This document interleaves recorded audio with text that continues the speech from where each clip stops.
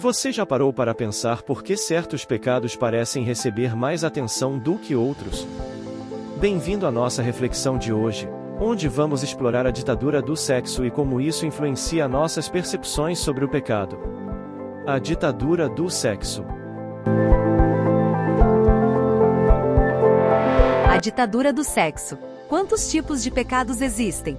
Serão dezenas, centenas, milhares, milhões? Confesso que não sei ao certo, mas uma certeza tenho: são muitos. Muitos mesmo. Isso é curioso, porque embora existam tantas e tantas formas de desobedecer à vontade de Deus, parece que concentramos nossa atenção em um pequeno punhado delas. Veja se estou errado. O que escandaliza a esmagadora maioria de nós são atitudes como embriaguez, fumo, consumo de drogas, envolvimento em programações consideradas pecaminosas, boate, bailes, carnaval, shows, etc., e aquilo que pomos no pináculo dos pecados, práticas sexuais ilícitas. Tudo que é pecado, logo. Não podemos ignorar o quanto qualquer uma dessas atitudes pecaminosas é tóxica para nossa alma, nem diminuir a gravidade de qualquer uma delas. Mas o que me chama a atenção é como desenvolvemos o hábito de pôr no paredão apenas um pequeno grupo de transgressões, em especial os pecados sexuais, considerados por muitos como piores do que a blasfêmia contra o Espírito Santo,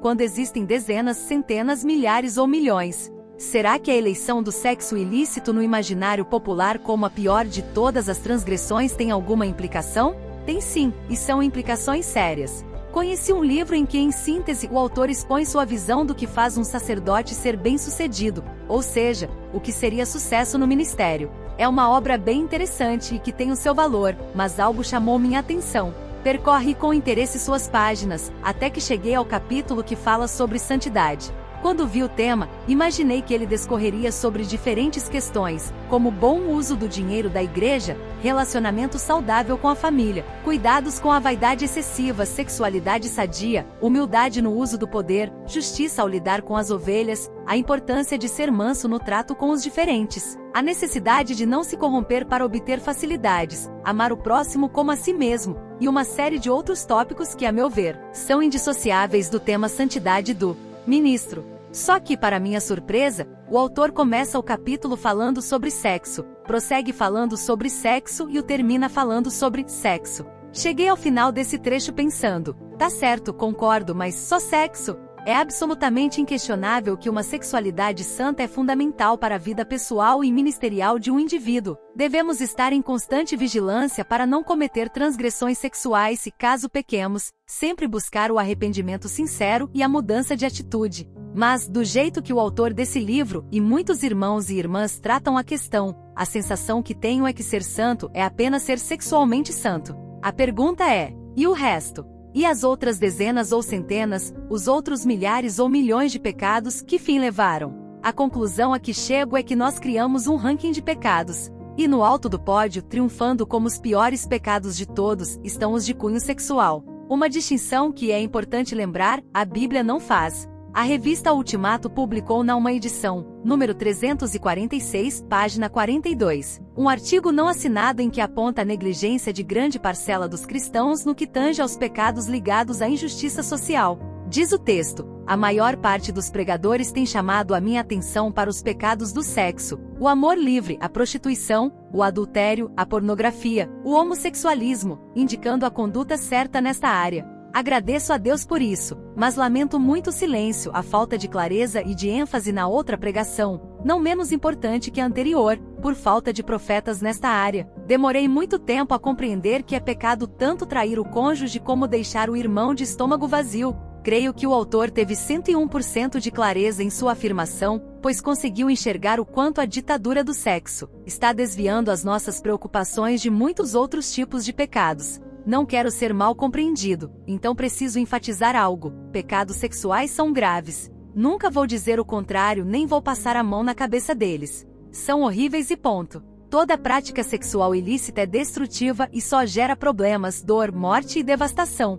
Sofro com um gosto amargo na boca só de pensar nos erros que cometi nessa área, e se você está praticando algo do gênero, recomendo, por amor à sua vida e à sua alma, que pare imediatamente, já de preferência, ontem. Mas o grande mal de se resumir os pecados graves a sexo é que todos os outros pecados graves começam a ser praticados sem que se dê o devido peso a eles. E vou te contar um segredo: todo pecado é grave. Não existe pecado não grave ou pecado menos grave. Poderíamos nos perder em discussões eternas sobre pecadinho e pecadão, pecados para a morte, ou mesmo o conceito católico romano de pecado mortal e pecado venial. Conheço a teologia de tudo isso e a grande conclusão, em última análise, é uma só: pecado é pecado. Desobediência é desobediência. Morte espiritual é morte espiritual.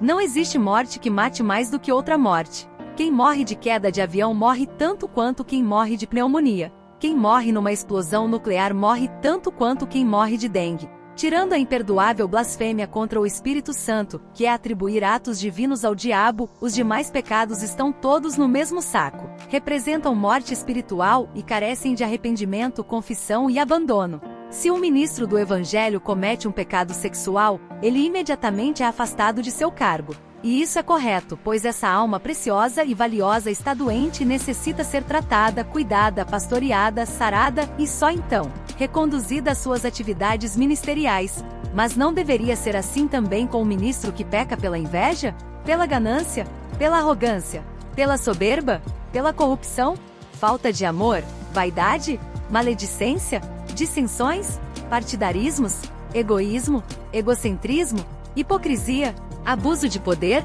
favorecimentos ilícitos, violência verbal, injustiça, traições, quebra da ética pastoral, mau uso do dinheiro da igreja, etc, etc, etc. Confesso que não consigo me lembrar de quase nenhum caso de um ministro que tenha sido afastado do cargo por qualquer um desses pecados graves, diga-se, hediondos. Um pastor soberbo, agressivo, corrupto ou vaidoso é uma anomalia espiritual, precisa de tratamento tanto quanto um viciado em pornografia na internet. E não estou nem de longe falando apenas de ministros do Evangelho. O mesmo se aplica a cada um de nós. Em um culto em que participei, um dos pastores iniciou a celebração convidando a congregação a confessar seus pecados a Deus.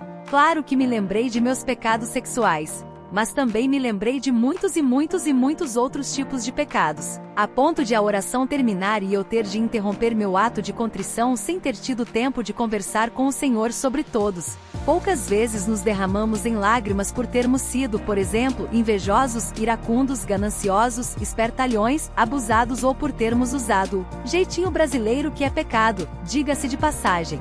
Praticamos essas transgressões contra Deus sem nenhum drama de consciência, enquanto legiões de irmãos se deprimem por estarem, por exemplo, escravizados ao vício em pornografia. Por ser uma situação tão inexistente, chega a soar engraçado imaginar um líder ir a público dizer: "Meus irmãos, preciso me licenciar do ministério, pois não honro meu pai e minha mãe e tenho de me tratar espiritualmente." Ou um membro de igreja que procure auxílio em gabinete pastoral afirmando: "Pastor, preciso de libertação porque sou muito invejoso." Você já viu alguém ser disciplinado na igreja por ter praticado a glutonaria? Eu nunca. Na verdade, em todos os meus anos de convertido nunca ouvi uma única pregação, escutei uma música gospel ou li um livro cristão sequer que fosse sobre esse pecado. Parece engraçado eu estar dizendo isso? Não quando lemos na Bíblia que não herdarão o reino de Deus os que tais coisas praticam. GL 5.21. Meu irmão, minha irmã, isso é extremamente sério. Essa passagem, por exemplo, me mostra que a glutonaria é tão grave e tem consequências tão severas como a fornicação, por exemplo, e outros pecados sexuais. E aqui reside o perigo, o X da questão. Se eu te perguntar quantas vezes você adulterou na vida, pode ser que me responda, indignado e ofendido: nunca. Mas, sinceramente, quantas vezes você foi glutão? 50? 100? 200? 300? E será que ao menos se arrependeu e pediu perdão a Deus por isso? Ainda, será que ter pecado pela glutonaria sem arrependimento faz de você menos culpado diante do Senhor do que se tivesse fornicado, mas se arrependesse e pedisse perdão com toda sinceridade? A mesma passagem que mostra a gravidade da obra da carne, glutonaria, a inclui no mesmo grupo que prostituição, impureza, lascívia, idolatria, feitiçarias, inimizades, porfias, ciúmes, iras, discórdias, dissensões, facções, invejas, bebedices, glutonarias e coisas semelhantes a estas. GL 19:21. Atravessamos a vida com nossa santidade sexual intocada, mas não vemos problema ter preocupação excessiva com a aparência, cultivamos inimizades, sentimos ciúmes, promovemos discórdias, estimulamos facções, sentimos inveja e por aí vai, sem que nos arrependamos ou peçamos perdão ao Senhor. Será mesmo que estamos tão melhores assim na fita? todo pecado é grave. Mas existe um tipo de pecado que sim, é mais grave do que os outros, o pecado não confessado. Enquanto ficarmos pondo corretamente o dedo na cara dos pecados sexuais, mas passando incorretamente a mão na cabeça dos demais tipos de pecados, estaremos deixando de pregar contra eles, continuaremos a praticá-los sem arrependimento, não os confessaremos a Deus. Com tudo isso, seremos engolidos por atos hediondos para o Senhor, mas aqui não damos tanta atenção porque para nós, não são tão hediondos assim. Eis o grande mal da ditadura do sexo. Deixamos de confessar nossos outros pecados, igualmente perniciosos. Pode ser que você tenha se casado virgem, nunca tenha se masturbado, viva uma vida livre de adultérios e jamais tenha espiado pornografia na internet, entre outras atitudes sexuais biblicamente ilícitas. Se esse é o seu caso, ótimo, mas cuidado, sua sexualidade pode não te afastar de Deus, porém de repente sua língua, seus olhos, seu coração, seu ego ou suas atitudes o estão mantendo a anos-luz de distância do Senhor. Quais são os pecados que você comete habitualmente, mas aos quais não dá muita importância? Lembre-se de Provérbios 28, versículo 13, o que encobre as suas transgressões jamais prosperará, mas o que as confessa e deixa alcançará misericórdia. Examine-se, pois, o homem a si mesmo, e alcance a misericórdia do Pai. O desafio está lançado. Que tal se juntar a nós na busca de transformação espiritual? Não se esqueça de deixar o seu comentário compartilhando suas reflexões e experiências. Juntos, podemos alcançar a verdadeira misericórdia divina. Até o próximo vídeo.